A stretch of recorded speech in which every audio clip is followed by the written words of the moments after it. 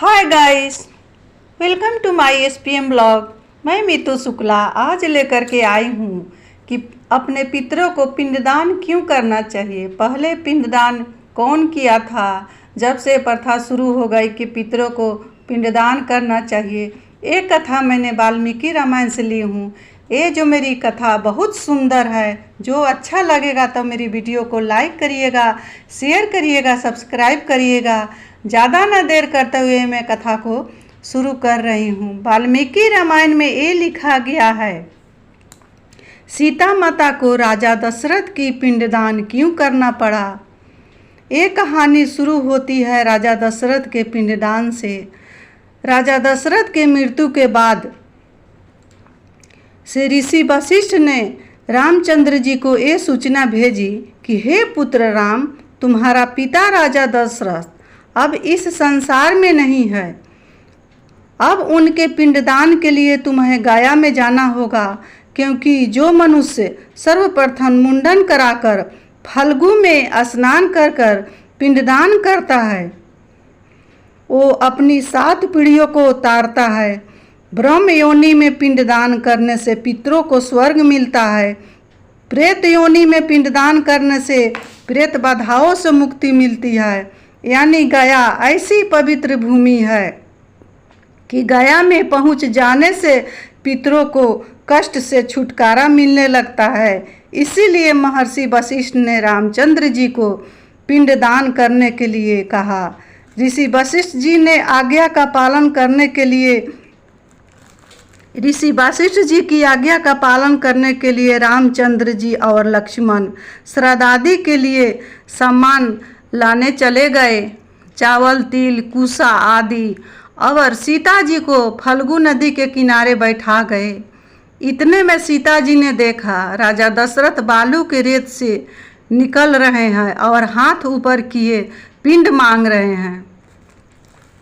राजा दशरथ का काड़ा सीता जी पहचान ली और कहा, पिताजी आपको सत सत नमन है, आपको सत सत नमन है, लेकिन मेरे स्वामी तो सामान लाने गए हैं। तब दशरथ जी ने कहा, मेरे पास टाइम नहीं ज़्यादा है, मेरे पीछे और लोग आ रहे हैं, मेरे पास 5 मिनट का टाइम है, मेरा समय समाप्त हो जाएगा, मैं यहाँ से चला जाऊँगा। बिना पिंड लिए राजा दशरथ जी बोले कि हे पुत्री, तुम ही ऐसा करो, तुम ही मुझे पिंडदान दे दो। तब सीता जी ने कहा, पिताजी मेरे पास कुछ भी नहीं है। तब राजा दशरथ ने कहा, ये बालू माटी है ना, उसी का पिंडदान दे दो। बालू रेत का 3 पिंड बनाओ और मुझे दे दो। तब सीता जी ने जल्दी से जल्दी रेत के पिंड बनाए और राजा दशरथ को दे दिए। राजा दशरथ संतुष्ट होकर पिंड लेकर वहाँ से चले गए। जब स्वामी वापस आए तो सीता जी ने कहा, पिताजी तो आए थे, पिंड लेकर चले गए, तब मैंने उनको पिंडदान दे दिया है। राम जी को विश्वास नहीं हुआ। तब सीता मैया ने कहा, मेरे ऊपर विश्वास नहीं है तो इन लोगों से पूछ लीजिए स्वामी। मैंने बट वृक्ष को साक्षी मानकर, गाय माता को साक्षी मानकर, फल्गु नदी को साक्षी मानकर, कौवा को साक्षी मानकर और तो और यहाँ के ब्राह्मण देवता को साक्षी मानकर पिंडदान दिया है। ये सब हमारी गवाही देंगे। सबसे पहले राम जी ने गाय से पूछा, गाय माता आप देखे हैं कि सीता माता ने मेरे पिता को पिंडदान दिए हैं। गाय माता ने सिर हिला दी, बोली कि नहीं, मैंने नहीं देखा है। सीता जी को बहुत दुख हुआ। सीता जी बोली, हे गौ माता, तुम जानबूझकर अनजान बन रही हो, मैं तुम्हें श्राप देती हूँ। कलयुग में तुम घर घर रहोगी, लेकिन तुम्हारा मुंह अपवित्र रहेगा, क्योंकि तुम झूठ बोली हो, झूठ गवाही दी हो, घर घर का जूठन खाओगी, सब तुम्हें पूजेंगे। आज भी सीता माता का श्राप दिख रहा है। गाय घर घर का जूठन खा रही है और उनका मुख अपवित्र है, तुम्हारा पीछे का भाग पवित्र होगा। फिर उन्होंने कहा, ब्राह्मण देवता से पूछ लो। फिर सीता माता बोली कि हे राम जी, हे स्वामी, आप ब्राह्मण से पूछ लो। फिर ब्राह्मण ने मना कर दिया, मैंने नहीं देखा। फिर सीता जी ने श्राप दिया कि कलयुग में भले ही तुम्हें कितना दान पुण्य मिलेगा, फिर भी तुम्हें भूखे और दरिद्र ही रहोगे। यहाँ पर भी सीता माता का श्राप दिखाई दे पड़ता है। आज भी गया का ब्राह्मण भूखा ही रहता है। कितना भी दान मिल जाए उसको, कितना भी पुण्य मिल जाए, फिर भी वो गया का जो ब्राह्मण है से भूखा ही रहता है। ये देखकर सीता माता बहुत उदास हो गई। सब झूठ बोल रहा था, गाय भी झूठ बोल दिया, ब्राह्मण भी झूठ बोल दिया। सीता माता बहुत उदास हुई, बहुत निराश हुई और बोली, बड़े विश्वास से कहा, हे स्वामी। फिर विश्वास लेके बोली कि हे स्वामी, आप फल्गु नदी से पूछ लीजिए, इन्हीं के रेत से हमने 3 पिंड बना कर दिए हैं। तो राम जी ने फल्गु नदी से पूछा तो फल्गु नदी ने भी मना कर दिया। फल्गु नदी बोली कि नहीं, मैंने नहीं देखा है कि सीता दशरथ जी को पिंडदान करते हुए मैंने भी नहीं देखा है। तो सीता माता जी ने फल्गु नदी को भी श्राप दिया कि हे फल्गु नदी, तुम जाओ, आज से बालू रेत हो जाओ।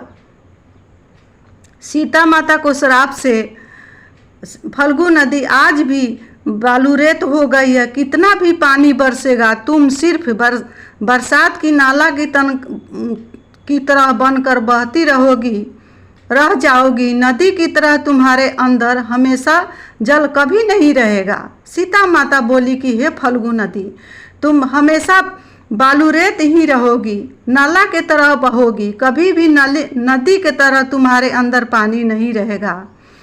तो देख लीजिए दोस्तों, फल्गु नदी साल भर बालू रेत पड़ी रहती है, सिर्फ बरसात में ही हरी भरी दिखाई पड़ती है।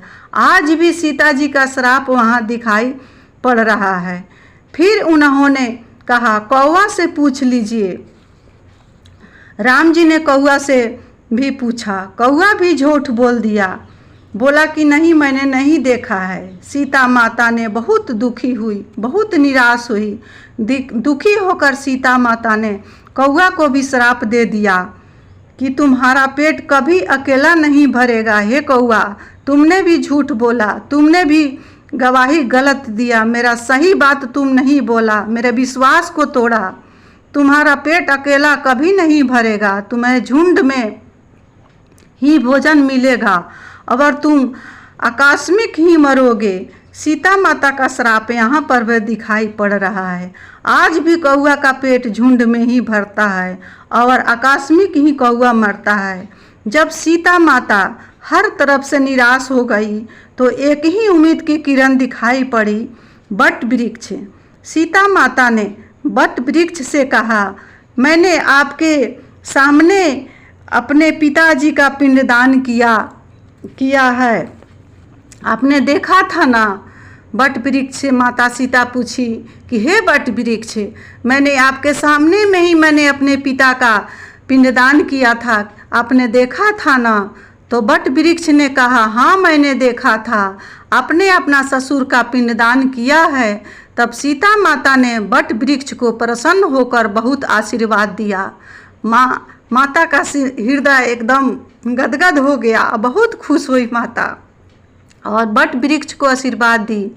तो आज भी देखोगे गया में बट वृक्ष कितना हरा भरा है और सौभाग्यवती स्त्रियां अमावस्या पूर्णिमा को धागा बांधकर अखंड सौभाग्य मांगती है अपने पति के लिए। सब वृक्ष सूख जाते हैं पर बट वृक्ष न तो सूखते हैं और न गिरते हैं, इसीलिए सब वृक्षों में श्रेष्ठ बट वृक्ष को माना जाता है। दोस्तों, इस तरह सीता माता ने राजा दशरथ का श्राद्ध कर्म किया। जो भी इस कथा को सुनता है उसे कभी भी पितृदोष नहीं लगता। जो ये कथा को श्रवण मात्र से सारे आदि व्याधियाँ और जो पितृदोष होते हैं सो कट जाते हैं। इसी के साथ मैं अपने माँ सीता के चरणों में अपनी वाणी को विराम दे रही हूँ। ये जो मेरा कथा अच्छा लगा होगा तो आप लोग ज़रूर इस वीडियो को लाइक करिएगा। मिलती हूँ अगले वीडियो में, तब तक के लिए।